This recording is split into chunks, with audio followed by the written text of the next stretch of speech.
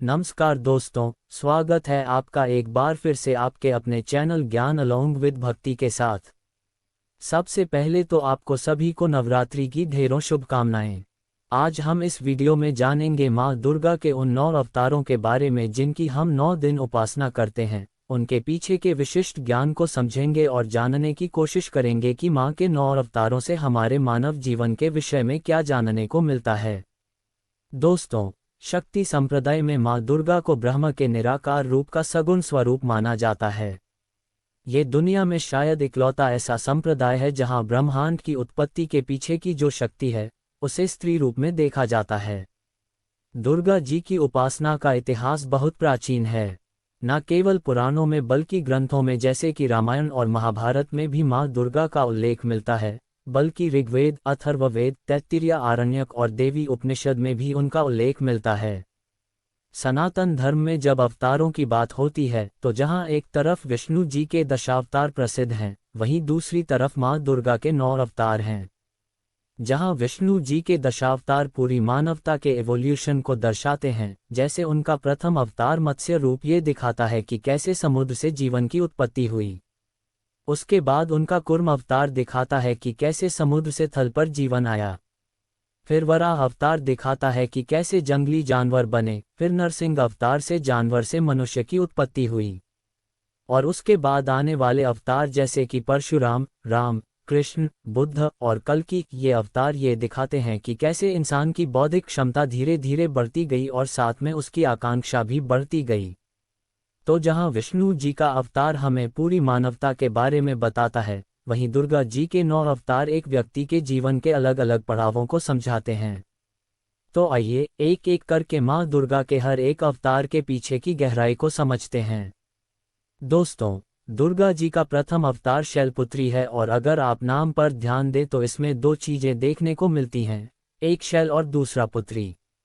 शैल का मतलब होता है पर्वत और पुत्री का मतलब, जैसा कि आप जानते हैं, डॉटर। तो शैलपुत्री का मतलब होता है पर्वत की पुत्री। ये जो रूप है माँ का, ये सबसे प्राचीन रूप है, मतलब वह अभी पैदा हुई हैं। अगर इस अवतार की तुलना की जाए तो हम इसे एक नवजात शिशु से कर सकते हैं जो अभी अभी पैदा हुआ होता है।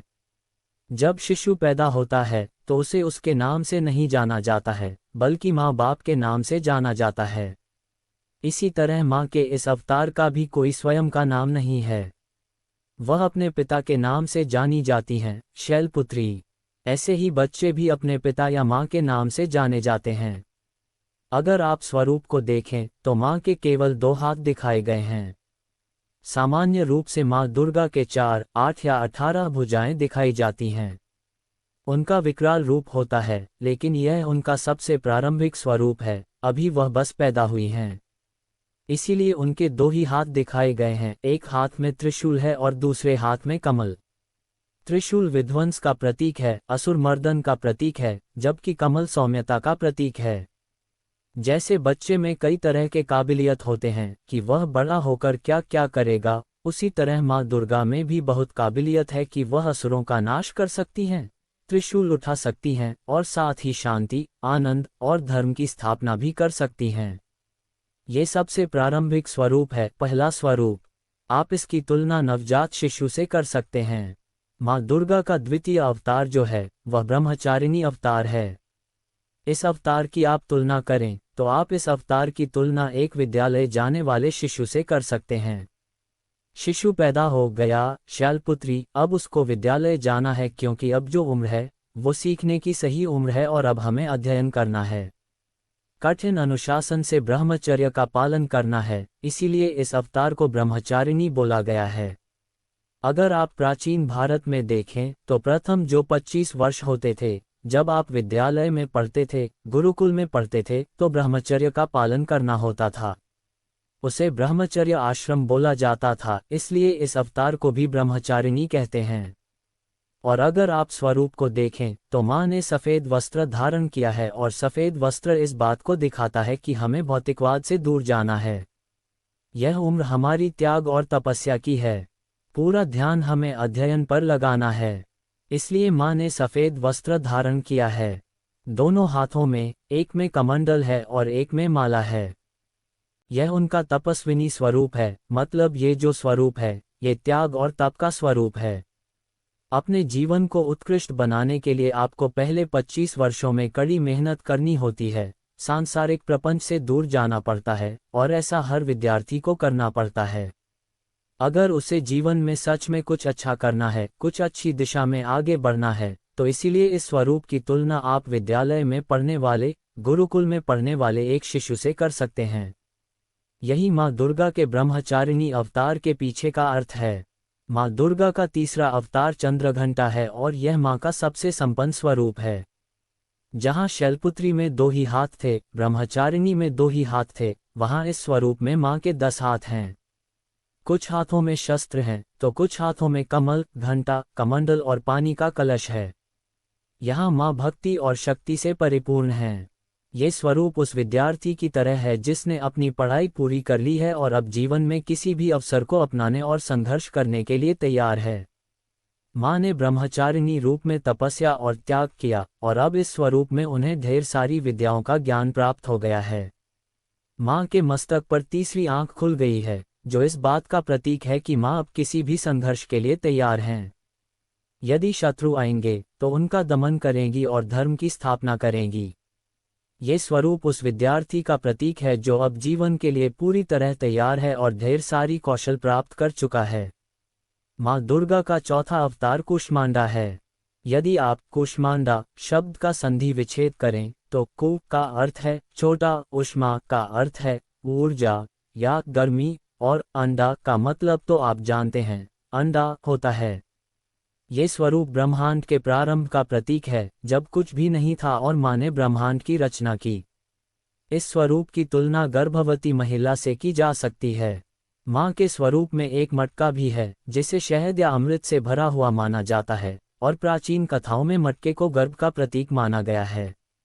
बहुत ढेर सारी कथाओं में आपको देखने को मिलेगा कि मटकी से शिशु उत्पन्न हो रहे हैं, तो इसलिए मटके को गर्भ का प्रतीक माना जाता है। इसलिए माँ के स्वरूप में मटका है और माँ के स्वरूप को एक गर्भवती महिला के स्वास्थ्य और शक्ति के सिंबल की तरह देखते हैं, जो एक नए जीवन को उपजाने वाली है। दोस्तों, हम नवरात्रि के 5वें दिन माँ दुर्गा के पंचम अवतार स्कंदमाता की उपासना करते हैं। अब जो माता शैलपुत्री के रूप में पुत्री थीं, अब वो माँ बन गई हैं। अब उनकी पहचान जो है वो एक माँ के रूप में है, इसलिए उनका नाम उनके पुत्र स्कंद, जो कि भगवान कार्तिकेय हैं, उनकी माता के होने से है। मतलब अब वो स्कंद माता हैं। तो ये जो रूप है, स्वरूप है माँ स्कंद माता का, यह एक माँ का स्वरूप है। जब कोई गर्भवती महिला माँ बन जाती है तो उसके स्वरूप की तुलना इस स्वरूप से कर सकते हैं। और यहाँ पर अगर आप देखें तो माँ ममतामयी हैं, पुत्र वात्सल्य से परिपूर्ण हैं, इसलिए यहाँ पर उनके हाथ में कोई शस्त्र नहीं दिखाए गए हैं। अभी उनका पूरा ध्यान अपने शिशु पर है। जैसे एक माँ ममता से भर जाती है, ममतामयी हो जाती है और अपने शिशु का ध्यान रखती है। इसीलिए माँ स्कंदमाता के स्वरूप में आप देखें कि उनकी गोद में उनके पुत्र स्कंद भगवान भी बैठे हुए हैं, और यह माँ का जो स्वरूप है, यह मातृत्व का स्वरूप है। इसीलिए स्कंदमाता को गॉडेस ऑफ मदरहुड भी बोला जाता है। तो माँ दुर्गा के इस स्वरूप की तुलना हम एक माता से कर सकते हैं, जिसने अभी एक शिशु को जन्म दिया है। माँ दुर्गा का छठा अवतार कात्यायनी अवतार है, और इसी रूप में माँ दुर्गा ने महिषासुर का मर्दन किया था। जैसे जब एक स्त्री माँ बन जाती है तो वह सर्वशक्तिशाली हो जाती है, सर्वशक्तिमान हो जाती है। अब वह किसी पर निर्भर नहीं करती है। अपने बच्चों के लिए, अपने लिए वह स्वयं में काफ़ी होती है। तो माँ दुर्गा का स्कंदमाता के बाद, मतलब जब वह माँ बन चुकी हैं, अब वह स्वयं में शक्तिशाली हो गई हैं, सर्वशक्तिमान हो गई हैं। इसीलिए वह कात्यायनी रूप को धारण करती हैं, और कभी कभी इस अवतार की शक्ति को प्रदर्शित करने के लिए उनकी 18 भुजाएं भी दिखाई जाती हैं। तो माँ का ये जो स्वरूप है, वह किसी भी स्त्री के माँ बनने के बाद जो उसके अंदर शक्ति आ जाती है, उसका स्वरूप है। माँ दुर्गा का ये शक्ति स्वरूप है, इसलिए इस स्वरूप को गॉडेस ऑफ पावर भी बोलते हैं। माँ दुर्गा का सप्तम अवतार कालरात्रि है, जिसे हम काली भी बोलते हैं। और कालरात्रि का अगर आप अर्थ देखें तो 2 तरह के अर्थ देखने को मिलते हैं। एक, कालरात्रि का अर्थ होता है कि रात्रि की तरह काला, और दूसरा अर्थ होता है कि काल को निगल जाने वाला। तो ये जो माँ का रूप है ये बहुत प्रचंड प्रलय रूप है। मतलब यहाँ पर अंधेरे से अगर आप अर्थ निकालें तो अंधेरे का मतलब है कि सृष्टि का प्रलय हो गया है। जहाँ पर काल सृष्टि को लील रहा है वहाँ काल को लील रही है काली। तो माता दुर्गा का जो रूप है ये बहुत क्रोधल रूप है और रौद्र रूप है। इसमें माँ दुर्गा के सब्र का बांध टूट चुका है और इसी रूप में उन्होंने रक्तबीज के रक्त को पीकर रक्तबीज का वध कर दिया था। और उनके क्रोध की सीमा इतनी बढ़ गई थी कि स्वयं उनके पति शिव जी को आना पड़ा था उनको संभालने के लिए।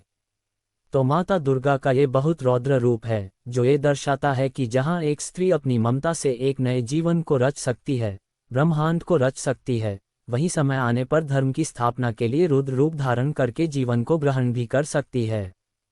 जब ब्रह्मांड की रचना हो सकती है तो ब्रह्मांड का प्रलय भी हो सकता है। इसलिए जहाँ एक स्त्री एक शिशु को जन्म दे सकती है वहीं जरूरत पड़ने पर वह जीवन को ग्रहण भी कर सकती है। माँ दुर्गा का ये स्वरूप स्त्री का सबसे विकराल स्वरूप है।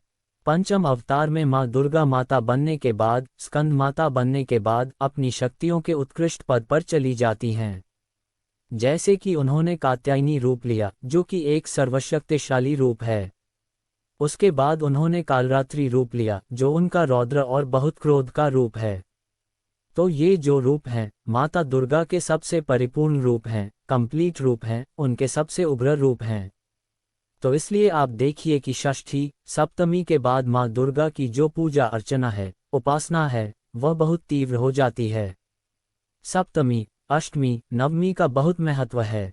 लेकिन जहाँ पर माँ दुर्गा ने कात्यायनी और कालरात्रि रूप में अपने रौद्र रूप की पराकाष्ठा को दिखाया, वहीं उन्होंने ये भी बताया कि वह शांति, सुंदरता और सौम्यता की भी पराकाष्ठा पर जा सकती हैं। और वही यह स्वरूप है महागौरी का।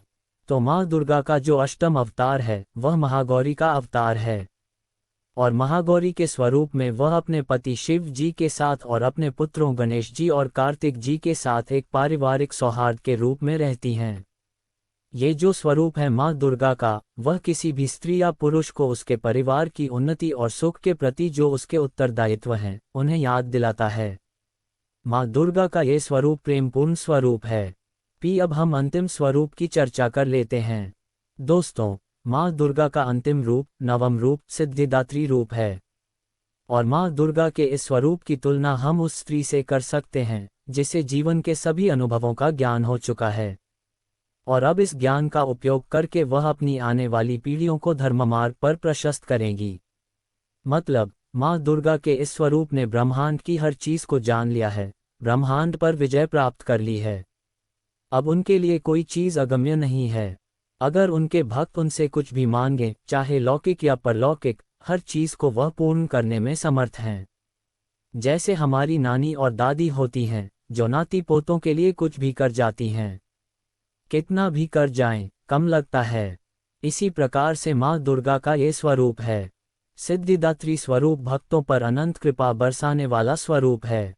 यह माँ दुर्गा का अंतिम, पूर्ण, अनंत, असीम और दयावान स्वरूप है।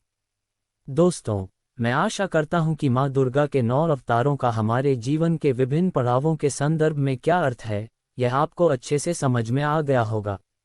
अगर आपको वीडियो पसंद आई है तो कमेंट में जय माता दी लिखना ना भूले। और वीडियो को लाइक करके चैनल को सब्सक्राइब करें। मिलते हैं जल्द एक नई वीडियो के साथ। तब तक के लिए खुश रहे, स्वस्थ रहे और अपने माता पिता का ख्याल रखे। राधे राधे।